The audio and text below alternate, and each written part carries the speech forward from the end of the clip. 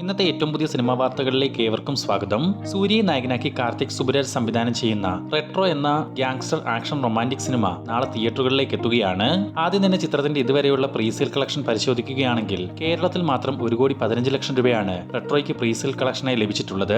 അതേസമയം തമിഴ്നാട്ടിൽ 7 കോടി രൂപയും കർണാടകത്തിൽ നിന്നും 1 കോടി രൂപയും ആന്ധ്ര തെലങ്കാനയിൽ നിന്നും 1,20,00,000 രൂപയും സ്വന്തമാക്കിയ റെട്രോയുടെ ആദ്യ ദിനത്തിൽ ഇന്ത്യയിലെ മാത്രം പ്രീസെയിൽ കളക്ഷൻ 10 കോടി രൂപയും പിന്നിട്ടിട്ടുണ്ട്. കാർത്തിക് സുബരാജിലുള്ള വിശ്വാസവും സൂര്യയുടെ മികച്ച ഒരു തിരിച്ചുവരവ് കാത്തിരിക്കുന്ന സൂര്യയിലുള്ള പ്രതീക്ഷകൾ കൊണ്ടും സിനിമയ്ക്ക് പോസിറ്റീവ് അഭിപ്രായങ്ങൾ ലഭിക്കുകയാണെങ്കിൽ റെട്രോ വലിയൊരു വിജയമായി മാറുമെന്ന് തീർച്ച. ഇനി റെട്രോയുടെ പുറത്തു വന്നിട്ടുള്ള പ്രീ റിവ്യൂ ഒന്ന് പരിശോധിക്കുകയാണെങ്കിൽ സോഷ്യൽ മീഡിയയിലെ പ്രമുഖ എക്സ്പേജുകളെല്ലാം തന്നെ വൻ പോസിറ്റീവ് അഭിപ്രായമാണ് സിനിമയ്ക്ക് നൽകിയിരിക്കുന്നത്. പൊതുവെ ഇതൊരു പ്രൊമോഷണൽ റിവ്യൂ ആയിട്ട് മാത്രം കണക്കാക്കിയാൽ മതി.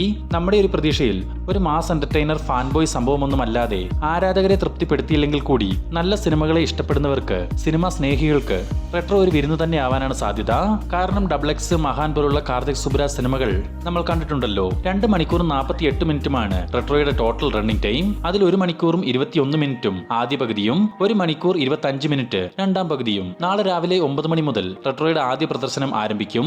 ഇനി തെലുങ്കിൽ നിന്നും നാളെ റിലീസിനെത്താനിരിക്കുന്ന മറ്റൊരു പ്രതീക്ഷയുള്ള സിനിമയാണ് hit the third case. Nani നായകനായിട്ടെത്തുന്ന ഹിറ്റ് 3ക്ക് സെൻസർ ബോർഡിൽ നിന്നും A സർട്ടിഫിക്കറ്റ് ആണ് ലഭിച്ചിരിക്കുന്നത്. വളരെയധികം വയലൻസ് നിറഞ്ഞൊരു സിനിമയാണ് ഹിറ്റ് 3. ഇതിനെപ്പറ്റി നാനി തന്നെ പറഞ്ഞിരിക്കുന്നത് വയലൻസ് ഉള്ളതുകൊണ്ട് നമ്മൾ ബുദ്ധിമുട്ടി സിനിമ കാണേണ്ടി വരില്ലെന്നും പ്രേക്ഷകർക്ക് ഡിസ്റ്റർബിംഗ് ആവാത്ത രീതിയിലാണ് ചിത്രത്തിലെ വയലൻസ് രംഗങ്ങൾ ഉൾപ്പെടുത്തിയിട്ടുള്ളതെന്നുമാണ്. ആകെ മൊത്തം 7 പാർട്ടുകളുള്ള സിനിമാ സീരീസ് ആണ് ഹിറ്റ്. ഓൾറെഡി 2 ഭാഗങ്ങൾ പുറത്തു വരികയും പ്രേക്ഷകരിൽ നിന്നും മികച്ച അഭിപ്രായങ്ങൾ നേടിയെടുക്കുകയും ചെയ്തിരുന്നു.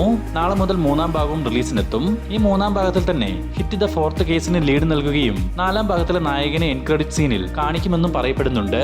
ഇതിനിടയിൽ 4ാം ഭാഗത്തിലെ ഹീറോ ദുൽഖർ സൽമാനോ തമിഴ് താരം കാർത്തിയോ ആണെന്ന രീതിയിൽ ചില റൂമറുകളും സോഷ്യൽ മീഡിയയിൽ നിറയുന്നുണ്ട്. ജനപ്രിയ നായകൻ ദിലീപിന്റെ 150ാമത് സിനിമയായ പ്രിൻസ് ആൻഡ് ഫാമിലി റിലീസിനൊരുങ്ങുന്നു. നിലവിൽ ചിത്രത്തിന്റെ ഫൈനൽ മിക്സിംഗ് വർക്കുകൾ പൂർത്തിയായെന്ന് മൂവി ടീം തന്നെ ഇപ്പോൾ ഒഫീഷ്യലായി അറിയിച്ചിട്ടുണ്ട്.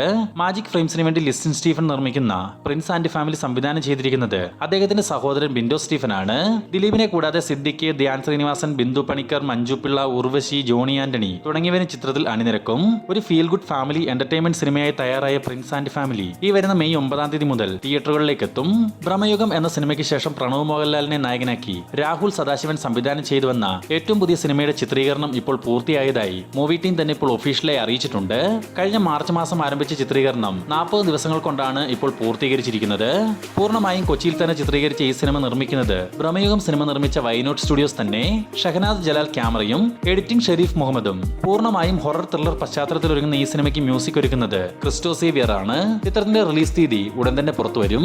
ഈ വരുന്ന മെയ് മാസം 21ാം തീയതിയാണല്ലോ നമ്മുടെ ലാലേട്ടന്റെ 65ാമത് ജന്മദിനം. ഈ ഒരു ബർത്ത്ഡേ സ്പെഷ്യലായി വാസ്കോ എന്ന കഥാപാത്രത്തിലൂടെ മലയാളികളെ ഞെട്ടിച്ച മെഗാ ബ്ലോക്ക് ബസ്റ്റർ ലാലേട്ടൻ മൂവി ചോട്ടാ മുംബൈ റീ റിലീസിനൊരുങ്ങുകയാണ്.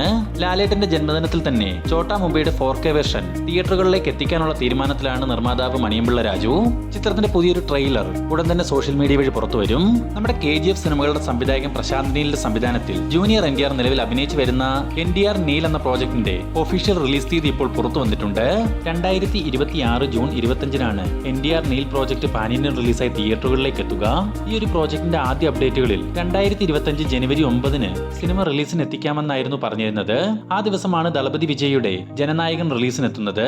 എന്തായാലും 2 വമ്പൻ സിനിമകൾ ഒന്നിച്ചുള്ള ക്ലാഷ് റിലീസാണ് ഇപ്പോൾ ഒഴിവായിട്ടുള്ളത്. അതേസമയം ശിവകാർത്തികേയനെ നായകനാക്കി സുധാ കുങ്കര സംവിധാനം ചെയ്യുന്ന പരാശക്തി എന്ന ചിത്രം ജനുവരി 10-ന് റിലീസ് ചെയ്യാൻ സാധ്യതകളുണ്ടെന്ന രീതിയിൽ ഒരു ന്യൂസ് ഇപ്പോൾ പുറത്തു വന്നിട്ടുണ്ട്.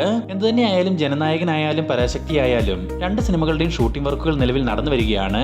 ഷൂട്ടിനും പോസ്റ്റ് പ്രൊഡക്ഷൻ വർക്കുകൾക്കും ശേഷം വരുന്ന റിലീസ് തീയതികൾക്കായി നമുക്ക് കാത്തിരിക്കാം. ഏറെ നാളുകളായി മലയാളികൾ കാത്തിരിക്കുന്ന ഒരു ലാലേട്ടൻ സിനിമയാണല്ലോ ദൃശ്യം ഫ്രാഞ്ചൈസിയിലെ ദൃശ്യം 3. ആശീർവാദ് സിനിമാസിന്റെ ബാനറിൽ ആന്റണി പെരുമ്പാവൂർ നിർമ്മിച്ച് ജിത്തു ജോസഫ് സംവിധാനം ചെയ്യാനിരിക്കുന്ന ദൃശ്യം 3യുടെ പ്രീ പ്രൊഡക്ഷൻ വർക്കുകൾ ആരംഭിച്ചതായി ഒരു വാർത്ത ഇപ്പോൾ പുറത്തു വന്നിട്ടുണ്ട്.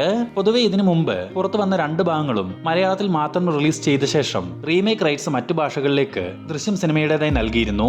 എന്നാൽ 3ാം ഭാഗം എത്തുമ്പോൾ ലാലേട്ടന്റെ തന്നെ ദൃശ്യം 3 മറ്റു ഭാഷകളിലും പുറത്തിറക്കാനുള്ള തീരുമാനത്തിലാണ് മൂവി ടീം. മാത്രമല്ല ഈ ഒരു പ്രോജക്റ്റിനായി ആമസോൺ പ്രൈം എന്ന OTT പ്ലാറ്റ്ഫോം വലിയൊരു ബിസിനസ് ഓഫർ മൂവി ടീമിന് നൽകിയതായും പറയപ്പെടുന്നു. അതേസമയം ദൃശ്യം 3യുടെ റൈറ്റ്സ് നൽകുന്നില്ല എന്ന തീരുമാനം വന്നതോടെ ബോളിവുഡിൽ അജയ് ദേവഗൺ അഭിനയിക്കാനിരിക്കുന്ന ദൃശ്യം 3ക്ക് അവർ സ്വന്തമായി ഒരു സ്ക്രിപ്റ്റ് തയ്യാറാക്കുകയാണെന്നും അറിയാൻ സാധിച്ചിട്ടുണ്ട്. ഹിന്ദി ദൃശ്യം 3യുടെ ചിത്രീകരണം ഉടൻ തന്നെ ആരംഭിക്കുകയും ചെയ്യും. എന്നാൽ മലയാളത്തിൽ നിലവിൽ ജിത്തു ജോസഫ് ആസിഫിലിയെ നായകനാക്കി മിറാഷ് എന്നൊരു സിനിമയുടെ വർക്കുകളിലാണുള്ളത്. അത് പൂർത്തീകരിച്ച ശേഷം മാത്രമേ മലയാളത്തിലെ ദൃശ്യം 3യുടെ ഫീൽഡ് വർക്കുകൾ ആരംഭിക്കുകയുള്ളൂ. എന്നിരുന്നാൽ പോലും അതിനുവേണ്ടി പ്രീ പ്രൊഡക്ഷൻ വർക്കുകൾ തുടങ്ങി വെച്ചതായി റിപ്പോർട്ടുകളുണ്ട്. വലിയൊരു ഫെസ്റ്റിവൽ റിലീസായിട്ട് തന്നെ ദൃശ്യം 3 തിയേറ്ററുകളിലേക്ക് എത്തിക്കാനുള്ള തീരുമാനത്തിലാണ് മൂവി ടീമെന്നും അഭ്യൂഹങ്ങൾ പറയുന്നു. ലാലേട്ടനെ നായകനാക്കി തരുൺമൂർത്തി സംവിധാനം ചെയ്ത തുടരും സിനിമയുടെ ഇതുവരെയുള്ള കളക്ഷൻ റിപ്പോർട്ട് ഒന്ന് പരിശോധിക്കാം. 6 ദിവസത്തെ ചിത്രത്തിന്റെ ഒഫീഷ്യൽ കളക്ഷൻ പരിശോധിക്കുകയാണെങ്കിൽ 6 ദിവസങ്ങൾ കൊണ്ട് കേരളത്തിൽ നിന്നും 41 കോടി രൂപയും വേൾഡ് വൈഡ് ഗ്രോസായി 112 കോടി രൂപയും തുടരും എന്ന ലാലേട്ട ചിത്രം നേടിയെടുത്തിട്ടുണ്ട്. നിലവിലെ ട്രെൻഡ് വെച്ച് ഈ വീക്കെൻഡോടുകൂടി തന്നെ പുലിമുരുകന്റെ ടോട്ടൽ കളക്ഷൻ മറികടന്ന് 150 കോടി ക്ലബിലേക്കും തുടരും എന്ന ചിത്രം എത്തുമെന്ന് നിസ്സംശയം പറയാൻ സാധിക്കും. അപ്പോൾ ഇതുപോലുള്ള ഏറ്റവും പുതിയ സിനിമാ വാർത്തകൾ എത്രയും വേഗത്തിൽ നിങ്ങളിലേക്ക് എത്തുവാൻ നമ്മുടെ ഈ ചാനൽ ഇപ്പോൾ തന്നെ സബ്സ്ക്രൈബ് ചെയ്ത് വെക്കുക.